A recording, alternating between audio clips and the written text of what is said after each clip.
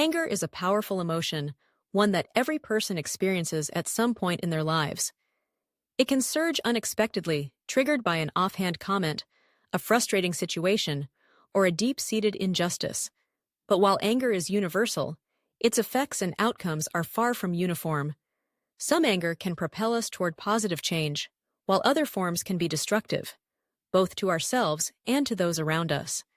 To live a healthier, more balanced life, it's important to pause and consider, is your anger helpful or is it unhelpful? Imagine a moment when you felt a surge of anger. Perhaps someone cut you off in traffic, a coworker took credit for your idea, or you witnessed unfair treatment. In that instant, your heart rate likely increased, your muscles tensed, and your mind sharpened its focus. Anger is, at its core, an evolutionary response, an emotional signal that something is wrong, that a boundary has been crossed, or that a need isn't being met. But what happens next? That's where the distinction between helpful and unhelpful anger begins. Helpful anger is anger that serves a constructive purpose. It arises when we encounter real injustices or threats, motivating us to take action, protect ourselves, or stand up for what's right.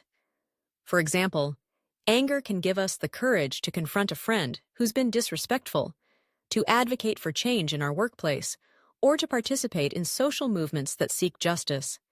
In these cases, anger acts as a catalyst, fueling determination and resilience. It can help us clarify our values, assert our needs, and set healthy boundaries. But even helpful anger requires mindful handling. It's not the raw feeling itself that's helpful, it's what we do with it.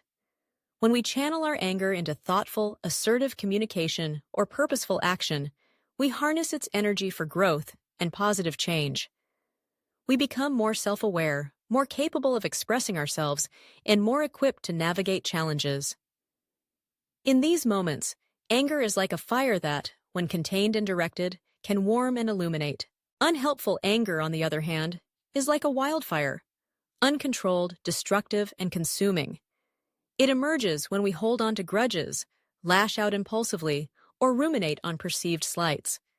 Instead of motivating positive action, unhelpful anger often leads to regret, damaged relationships, and increased stress. It can cloud our judgment, narrow our perspective, and make it difficult to see solutions. Sometimes unhelpful anger is misplaced, directed at the wrong person or situation, or it lingers long after the triggering event has passed. Unhelpful anger can also become habitual. We might find ourselves reacting with irritation to small inconveniences, snapping at loved ones, or carrying resentment from one situation to another. Over time, this pattern can erode our sense of well-being, create distance in our relationships, and even impact our physical health. Chronic anger has been linked to high blood pressure, heart disease, and a weakened immune system. It can also fuel anxiety, depression, and feelings of isolation. So, how can you tell whether your anger is helpful or unhelpful?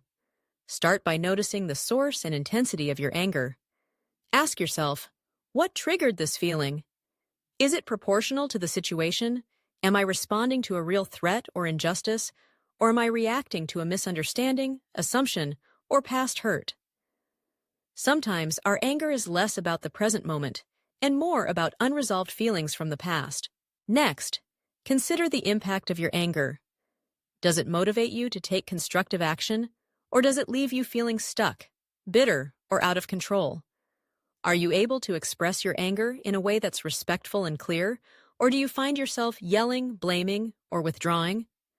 Reflect on the outcomes. When you act on your anger, does it bring you closer to a solution, or does it create more problems? It's also helpful to pay attention to your body. Notice where you feel anger, perhaps a tightening in your chest, a clenching of your jaw, or a heat rising in your face. These physical cues can serve as early warning signs, giving you a chance to pause before reacting. Taking a few deep breaths, stepping away from the situation, or counting to 10 can create space for reflection. If you determine that your anger is helpful, use it as a guide. Let it inform your choices and actions, but remain mindful of how you express it. Practice assertive communication. State your feelings clearly. Use I statements and focus on specific behaviors rather than personal attacks. Seek solutions rather than blame, and be open to listening as well as speaking. If your anger seems unhelpful, consider exploring its underlying causes.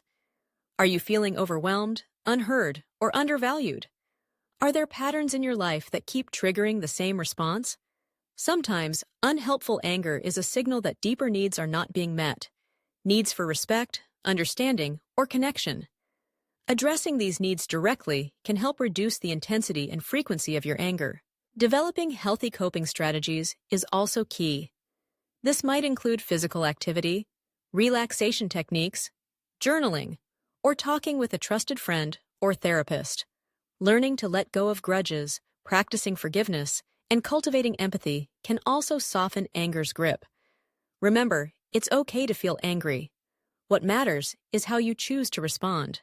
Over time, as you become more skilled at recognizing and managing your anger, you'll likely notice positive changes in your relationships, your mood, and your overall sense of well-being. You'll be better equipped to advocate for yourself, to handle stress, and to navigate life's inevitable challenges with resilience and grace. In the end, anger is neither good nor bad. It's simply a part of being human. The key is to approach it with curiosity, compassion, and intention. By considering whether your anger is helpful or unhelpful, you give yourself the power to choose your response, to grow from your experiences, and to create a life that's more peaceful, purposeful, and connected.